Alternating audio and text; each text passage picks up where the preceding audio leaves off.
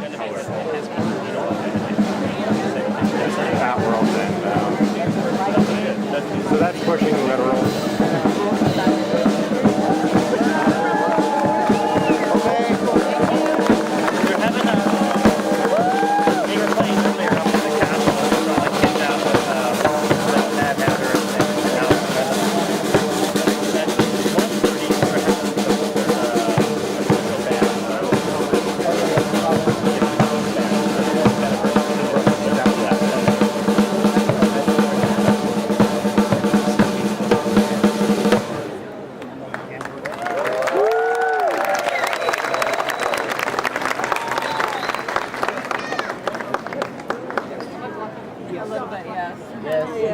Can you squat down? Can you squat down? Not the way you want.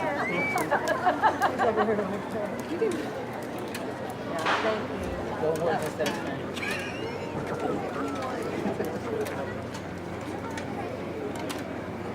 You want to use this one?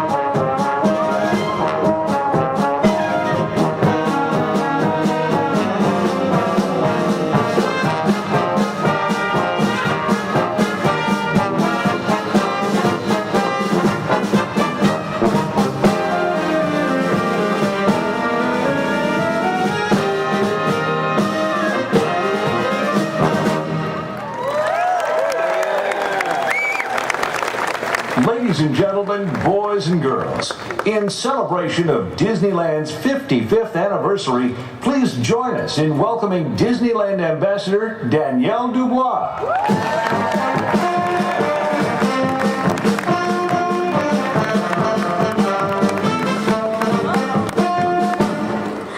Good afternoon, everybody. Everybody way back there, too. Thank you so much for joining us. Everybody waved back. That was really great. Thank you. Well, thank you so much for joining us today for today's very special milestone, 55 years. Now, with us today, we do have representatives from a variety of organizations with whom we've partnered over the last 55 years. And these include the City of Anaheim.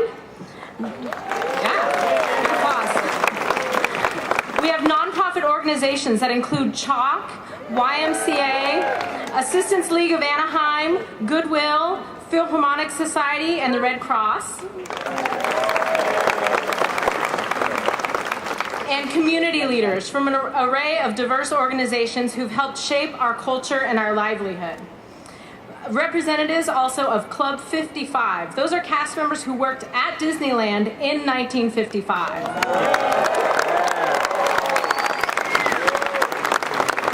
And now it's my pleasure to introduce one more special guest, someone who's taken on the great tradition of leading our cast and inspiring us to create magical moments and experiences for our guests. Ladies and gentlemen, please give a warm welcome to the President of the Disneyland Resort, George Kalogridis.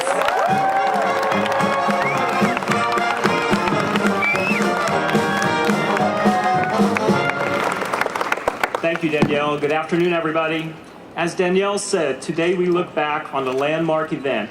55 years ago today, Walt Disney stood right over there and spoke to a live television audience. During this broadcast, he officially introduced Disneyland to the world. We are celebrating today because of a dream that came true. Walt Disney had a dream to create a place where parents and children could come together and have fun. As his dream began to grow, Walt inspired a small group to rally around him, who then reached out to a wider circle, which motivated more and more supporters until that dream became a reality. Today, 55 years later, Walt's inspiration has become the dream of millions, and now the sun literally never sets on a Disney park. Many of us have seen the black and white footage of the opening day children running across the drawbridge of Sleeping Beauty Castle when the drawbridge was first lowered to welcome our visitors.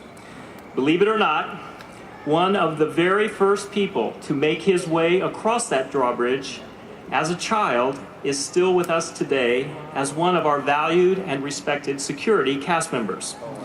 We've asked him to share his memories of that special day 55 years ago. Ladies and gentlemen, please give a warm welcome to our very devoted cast member, Robb Fischle.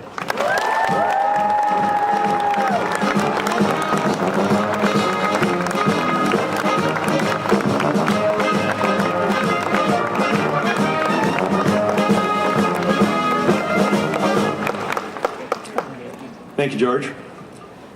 I was 7 years old on July 17, 1955, and the thing I remember most about that day is it was hot. Very much like today.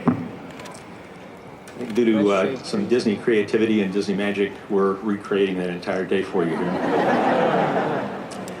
Actually, I grew up not too far from here on a 2-lane country road with orange groves all around it, just 2 miles right up the street here. Prior to the big day, we knew that something big was coming to our hometown.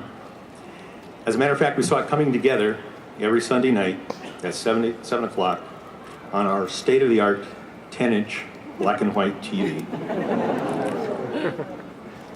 We also managed to sneak a peek or two into the construction site from time to time, but none of that could have prepared me for what I saw and felt when I stepped into the park for the first time. It was absolutely magical. On the morning of July 17th, our church group was brought over in an old-style school bus and set up backstage behind the castle. The friendly Disney folks in charge told us to run across the drawbridge when they gave the signal, and that once we got into the castle, they would funnel us into the various attractions. So away we went, right past Art Linkletter, and my group was steered onto Mr. Toad's Wild Ride, my first ever Disneyland attraction. Behind the wheel of an out-of-control car, crashing across the countryside, bumping down railroad tracks and colliding head-on into an oncoming freight train. That was every 7-year-old driver's dream. I began my Disney career in 1972, and it's been extremely rewarding. In fact, my wife and I met as cast members, but not in the way you might think. You see, even though she grew up just 10 miles from here, it wasn't until we were both on assignment at Tokyo Disneyland in 1982 that we met and began dating. I often say I had to travel halfway across the world to meet her, and believe me, it was worth the trip.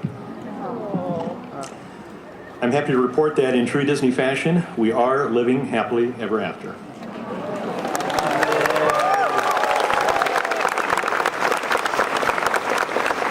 I'm pleased to have my wife Charlene and our son Matt here with me today.